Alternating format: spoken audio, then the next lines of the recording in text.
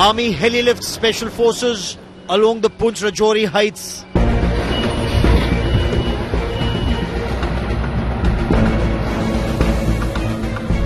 Security grid strengthened on either side of Pir Panjal in Poonch and Kupwara.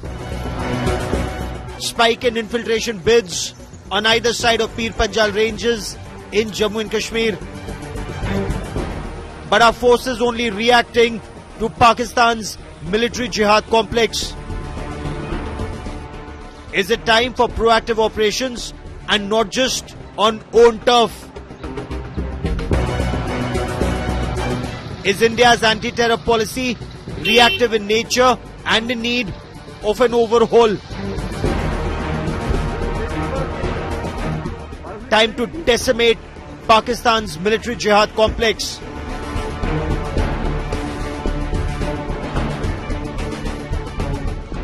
Modi 3.0 versus Pakistan's military jihad complex is our top focus on India First. From boots on ground to technology, from drones to electronic and signal intelligence, the security forces have mounted a multi-pronged offensive to neutralize the terrorists who've repeatedly targeted security forces and civilians, including pilgrims in the Poonch, Rajouri, Jammu, Reasi, Doda belt south of Pir Panjal. And this is perhaps one of the biggest counter-terror operations being undertaken south of Pir Panjal, with forces deployed along the Pir Panjal ranges that divide the Jammu region with the Kashmir region to ensure that terrorists do not slip across from the Jammu region to the Kashmir Valley. Our J&K Bureau gets you our top story. मैं आतंकवाद के इन सरपरस्तों को कहना चाहता हूं कि उनके नापाक मंसूबे कभी कामयाब नहीं होंगे. Days after Prime Minister Modi issued a stern warning to Pakistan, a massive anti-terror operation has now been launched in Poonch and Reasi districts of Jammu and Kashmir. In a joint operation, security forces along with Jammu and Kashmir police have initiated an extensive search operation in the dense forested region of Mangnar.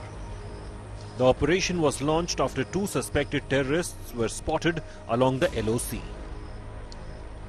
Forces, equipped with modern weaponry, combed through dense forests and climbed hilly terrain to gain strategic vantage points over potential enemies and neutralize possible threats. These operations have been deemed necessary in the wake of series of terror attacks in the Jammu region in the past 50 days, sounding an alarm among security agencies. On July 27th, security forces lost another braveheart in a gunfight that followed an attack on an army post close to the line of control in North Kashmir's Kupwara district. इस वक्त हम मौजूद है बिल्कुल कुपवारा के LOC पे और आप मेरे पीछे देख सकते हैं ये जो घना जंगल है इसके ऊपर आज सुबह दोनों तरफ से जो फायरिंग है वो शुरू हुआ है मिलिटेंट और आर्मी के दरमियान और अभी तक जो हमारे पास जो खबर आई है 5 आर्मी के जो जवान वो जख्मी हैं और उनको फिर नज़दीकी हॉस्पिटल मुंतकिल कर दिया गया है और बताया जाता है कि उसमें एक जवान की मौत होगी और एक मिलिटेंट को भी मार दिया गया है. Center has also deployed 2,000 BSF personnel in the valley to ramp up security. With an uptick in terrorist activities in the otherwise peaceful Jammu region, security experts have suggested a comprehensive reassessment of the existing counter-terrorism strategies employed by security forces. स्थिति चिंताजनक है और मैं कहता हूं इस वक्त हम अगर ऑल आउट नहीं गए और हमने स्थिति को कंट्रोल नहीं किया हुआ है तो हो सकता है कहीं देर से अंधेर ना हो जाए जैसे कि पहले वो हुआ था. और मैं इस बात के लिए पहले भी बोलता आया हूं और मैं काफी देर से चिल्लाता आ रहा हूं इस बात के लिए कि इस वक्त हमको एक कोऑर्डिनेटेड स्ट्रांग एक्शन लेनी है. पहली अंदर, दूसरी बाहर. The forces are on high alert and have urged residents to report any suspicious activities in their localities. with Sunil G. Bhatt. Bureau Report, India Today.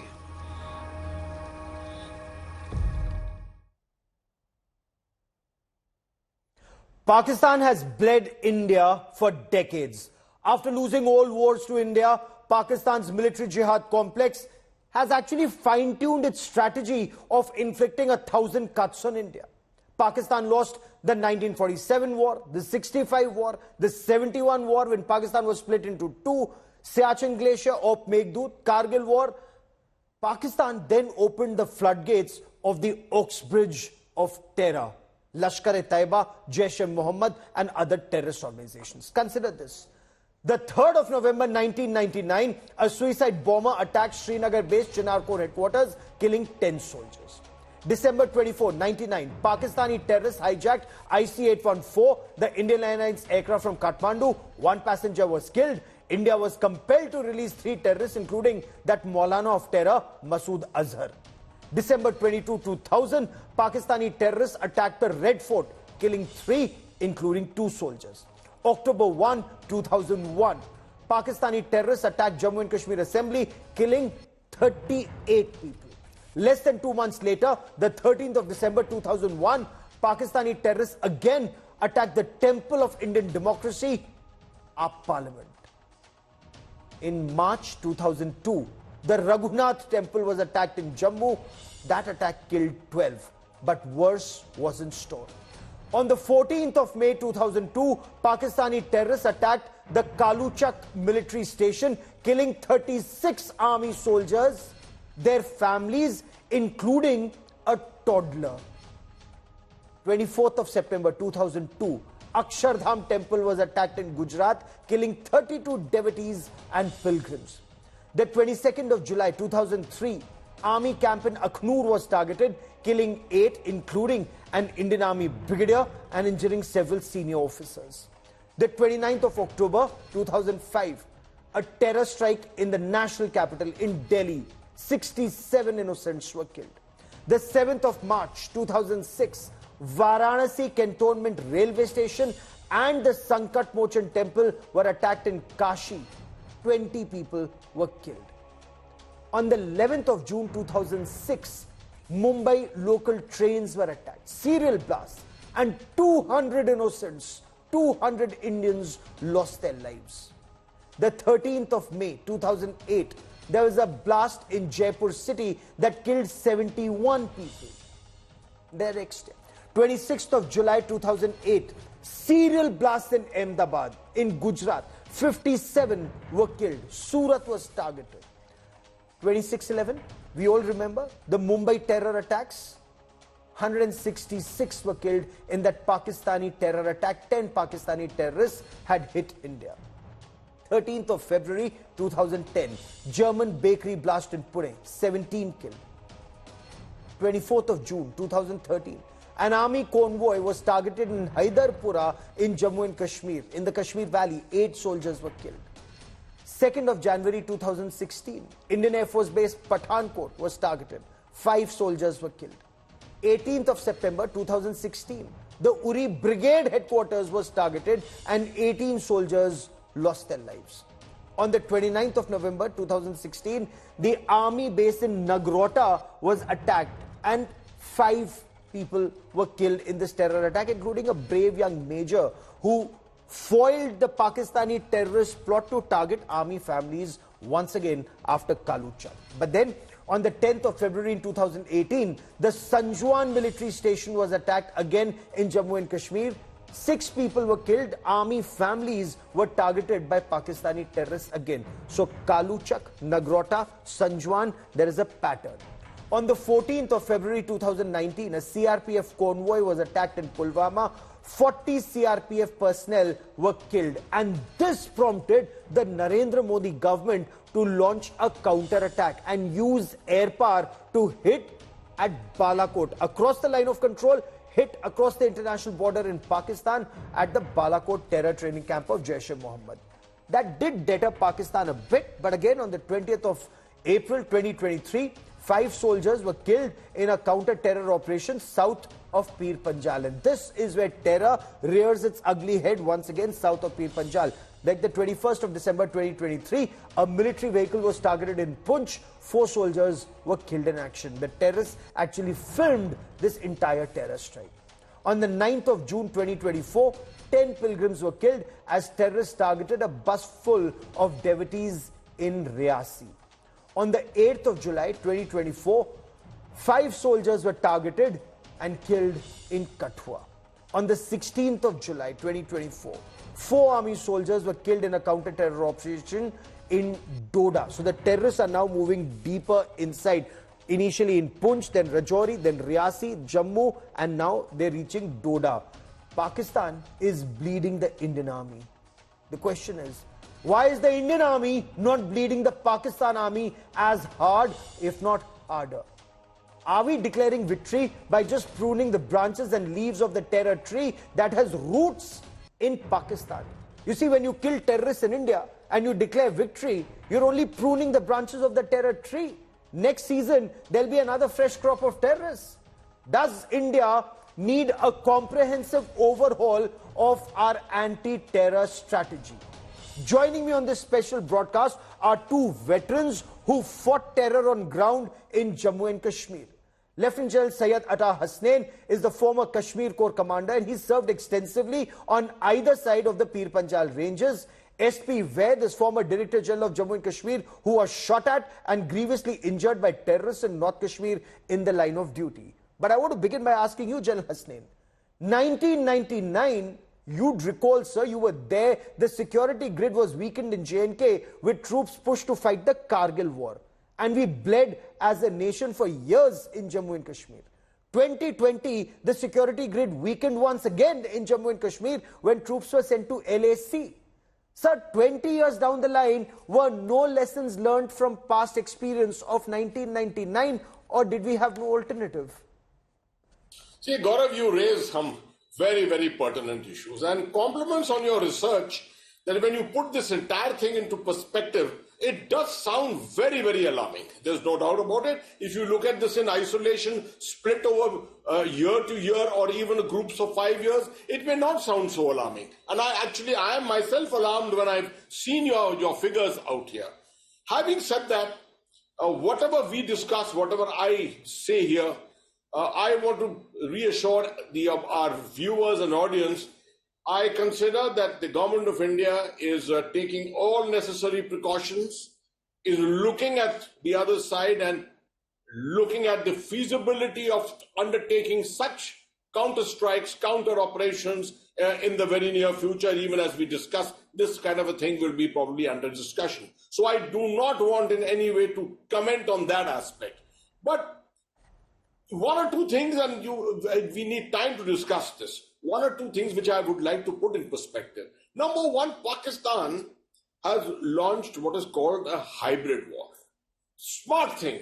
This was done in 1977 with Ziaul Haq, the Zia doctrine which came into place, which said fault lines. Go after India's fault lines, bleed India dry through the war by 1,000 cuts.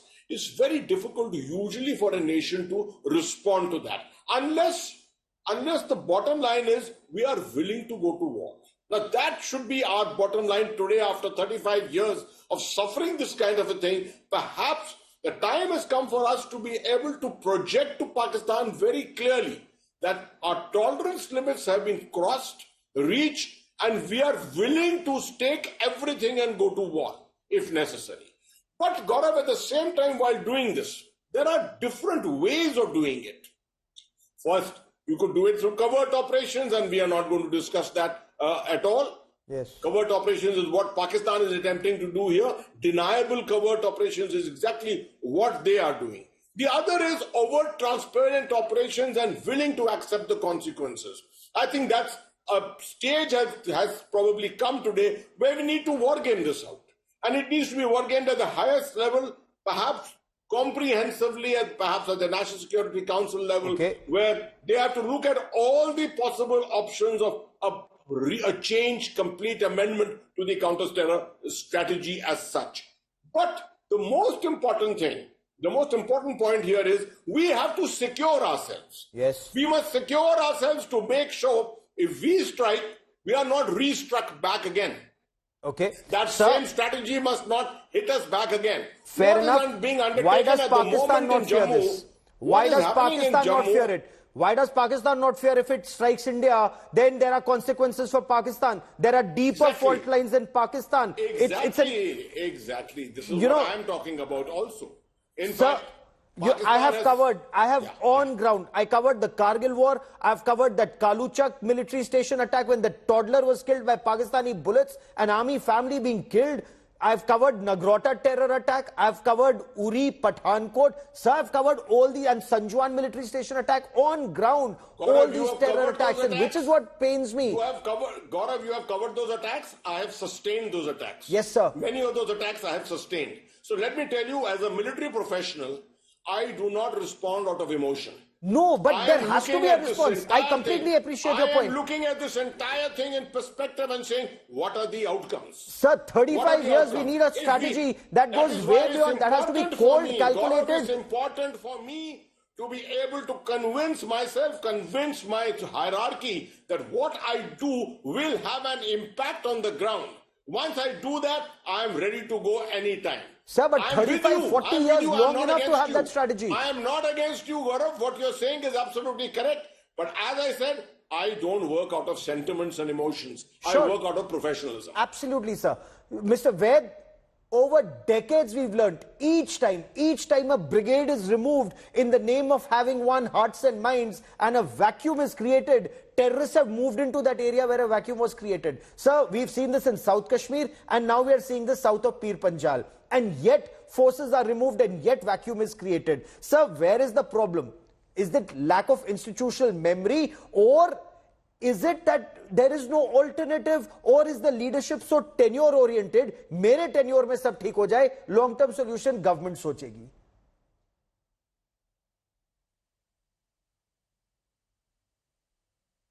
Mr. Ved, I'm sorry, sir, you're on mute. Request you to unmute yourself, sir. Okay, now am I audible? Strength 5, go on, sir. Yeah. Gaurav, good evening. I was listening to your beautiful presentation and also General Hassan's presentation Sir. very carefully.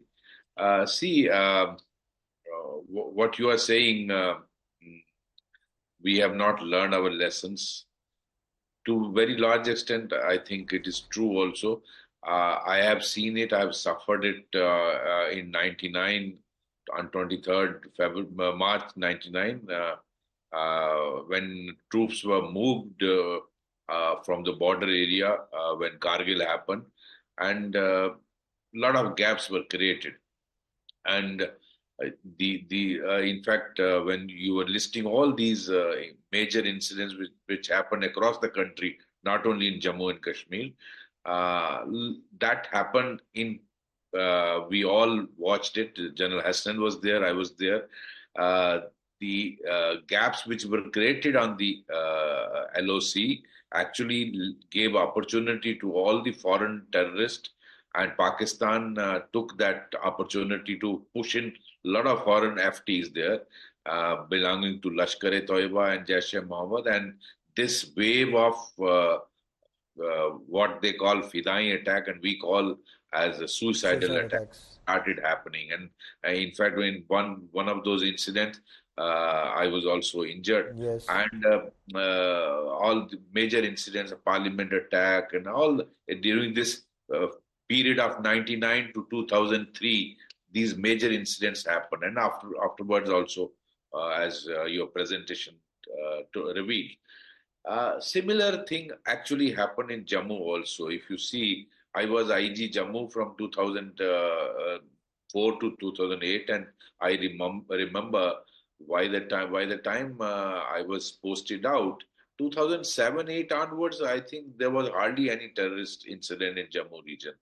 And look at the way, taking advantage of the troops which were actually moved out of Jammu region, creating security gaps. Pakistan, how after situation was improved in Kashmir, diverted complete focus toward Jammu region, and how it was able to disturb initially Rajouri Poonch, and then Yes. you listed all those major incidents in Jammu region. and it has completely changed the complete narrative, which was actually our government was floating that after abrogation of Article 370, things have stabilized, and you saw, and that true also to very large extent in Kashmir Valley, it has. But look now, after Jammu, I'm seeing on the border incidents of infiltration, whether Exactly. it is Kerala sector, whether it is Machel sector. They are trying to push in these SSD commandos, which they are successfully infiltrated in Jammu region, in Kashmir Valley also. And I have inputs from across the border that the SSD commandos have actually managed, some of them have managed to infiltrate, and a lot of them are ready.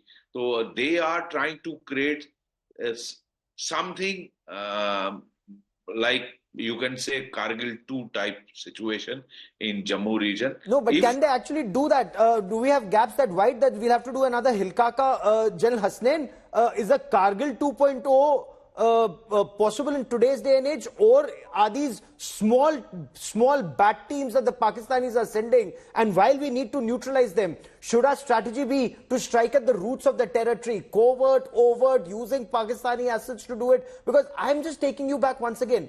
Kaluchak, we lost 36. So the Pakistanis were targeting our families. Again, Sanjuan military station, army families targeted. Nagrota, army families were the target. That brave Major Akshay Girish, he made the supreme sacrifice of his life, ensuring that the terrorists were killed and families were saved. So the terrorists are targeting not just our soldiers, they're not even sparing the families. Clearly a very evil game being played by Pakistan, sir. See, Gaurav, the currency of things at the moment, what Pakistan is attempting to do is to play on your psyche, to tell you that they are still relevant in Jammu and Kashmir, that they can strike at will if they wish to, and that you may have done whatever in the last 5 years, but you have not been able to secure yourself. My slight point of difference with Vaid would be Kargil 2 is a terminology they started using from 99 onwards to put us on the back foot. To keep saying, see, a Kargil 2 is possible. I, as a corps commander, always make sure none of my officers would ever speak about a Kargil 2. We will do the Kargil 2 on the other side, but not this side. The Kargil 2 must not happen here.